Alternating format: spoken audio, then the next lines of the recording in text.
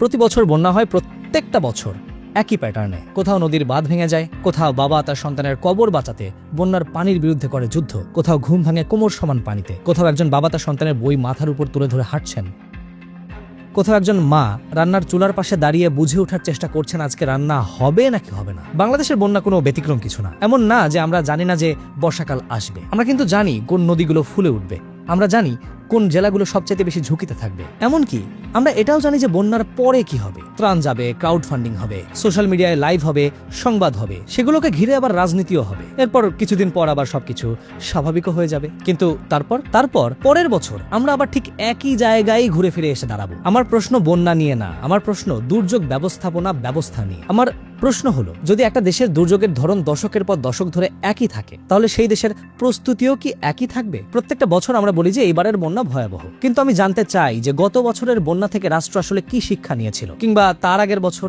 তারও আগের বছর। সেই শিক্ষা এই বছর কোথায় প্রয়োগ করা হলো? কোন নীতিতে পরিবর্তন হলো? কোন অবকাঠামো আসলে তৈরি করা হলো? কোন দুর্বলতাটা দূর হয়েছে? আর যদি কিছুই না বদলায়, তাহলে প্রতি বছর একই ক্ষতির পুনরাবৃত্তিকে আমরা কি নামে রাখবো? দুর্যোগ ব্যবস্থাপনার জন্য প্রতি বছর রাষ্ট্র বাজেট বরাদ্দ দেয়, করদাতারা সেই বাজেটের বা অর্থের উৎস। তাহলে নাগরিক হিসেবে প্রশ্ন করাটা কি অযৌক্তিক? সেই অর্থের কতটা আসলে বন্যা হওয়ার আগেই ঝুঁকি কমাতে ব্যবহৃত হয়েছে, কতটা আসলে জরুরি প্রস্তুতিতে গেছে, কতটা স্থায়ী সমাধানে ব্যবহৃত হয়েছে বা ব্যয় হয়েছে, আর কতটা ব্যয় হয়েছে শুধু ক্ষতি হওয়ার পরে? আমরা কি প্রতিরোধে বেশি বিনিয়োগ করি নাকি প্রতিক্রিয়ায়? আর যদি প্রতি বছর একই জায়গা ডুবে যায়, তাহলে কি আমরা ধরে নেব যে সমস্যা শুধু প্রকৃতির নাকি পরিকল্পনারও? আরেকটা বিষয়, যে বন্যা শুরু হলেই দেশব্যাপী মানবিক সহায়তার ঢেউ নামে। হাজার হাজার মানুষ এগিয়ে আসে, কেউ দেশের ভেতর থেকে, কেউ দেশের বাইরে থেকে। এটা নিঃসন্দেহে বাংলাদেশের সবচাইতে সুন্দর দিকগুলোর একটা। কিন্তু মানবিকতার সাথে তো স্বচ্ছতার সম্পর্ক থাকা উচিত, তাই না? যেই অর্থ সংগ্রহ করা হলো তার পূর্ণ হিসাব কোথায়? কত টাকা উঠলো, কার কাছে গেল,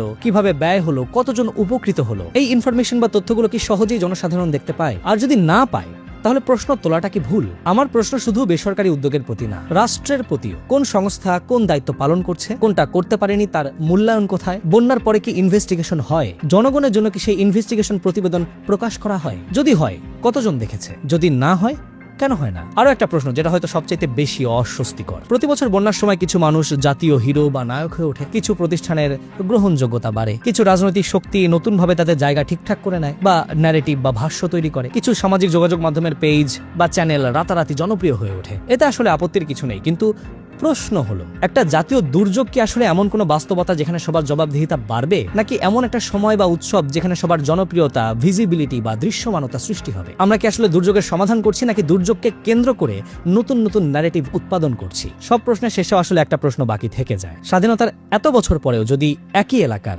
একই মানুষ একইভাবে প্রতি বছর একই দুর্যোগ দুর্ভোগের শিকার হয়, আমরা কি শুধু বন্যার ব্যর্থতার কথা বলবো, নাকি পরিকল্পনার ব্যর্থতা, প্রাতিষ্ঠানিক ব্যর্থতা, জবাবদিহিতার ব্যর্থতা, কিংবা রাজনৈতিক অগ্রাধিকারের প্রশ্ন তুলবো? আমি কোনো উত্তর দিচ্ছি না, কারণ উত্তর দেওয়ার দায়িত্ব আসলে আমার না। আমার দায়িত্ব প্রশ্ন করা, এবং এই প্রশ্নগুলো শুধু সরকারের জন্য না, বিরোধী দলের জন্য, স্থানীয় প্রশাসনের জন্য, নীতি নির্ধারকদের জন্য, দুর্যোগ ব্যবস্থাপনা সংশ্লিষ্ট প্রতিষ্ঠানগুলোর জন্য, এমনকি আমাদের নাগরিকদের জন্য। কারণ প্রতি বছর যদি আমরা একই গল্প দেখি, তাহলে কোশ্চেন বা প্রশ্নটা শুধুমাত্র বন্যার থাকে না। প্রশ্ন তখন হয়ে যায়, আমরা কি সত্যি সমস্যার সমাধান করছি, নাকি বছরের পর বছর ধরে সমস্যাকে কিভাবে মানিয়ে নেওয়া যায় এবং মানিয়ে নেওয়ার সেই স্কিল বা দক্ষতা অর্জন করা যায়, সেরকম একটা প্রজন্ম বা জাতি গড়ে তুলছি।